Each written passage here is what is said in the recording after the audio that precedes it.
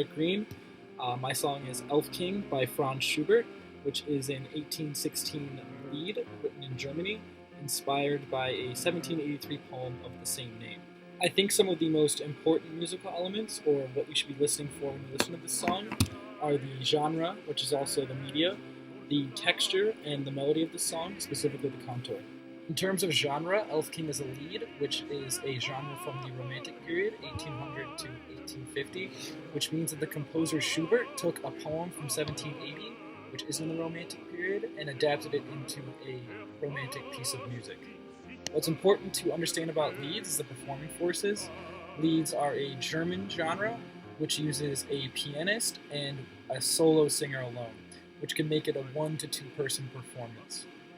Moving on to the texture of the piece, it is a polyphonic piece of music, which means that there are multiple melodies that make up the main melody of the song. In this case, it's a piano and a singer. That's what the lied implies. And the singer is doing 4 different characters in the narrative, while the piano is meant to emulate the running of a horse. And you can hear that through the triplets that he plays. It sounds very urgent and fast-moving.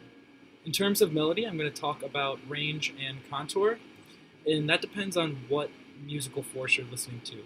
For range, the piano is very conjunct, meaning it plays very fast in a rapid succession, but depending on what voice you're listening to, when it comes to the voice, it can range anywhere from very disjunct to very conjunct, depending on what character the singer is trying to portray.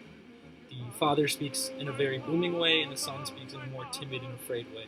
Contour also harks back to this division of characters.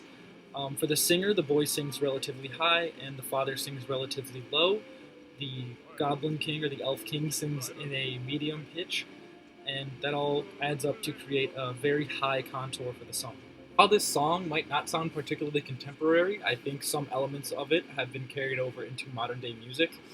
And that can be anywhere from the 1960s to 2017. Lieds are a genre where it's a pianist and a singer, and that is it. A lot of songs use elements that are, or have parts that are lieds, like All of Me by John Legend. The opening is a lied.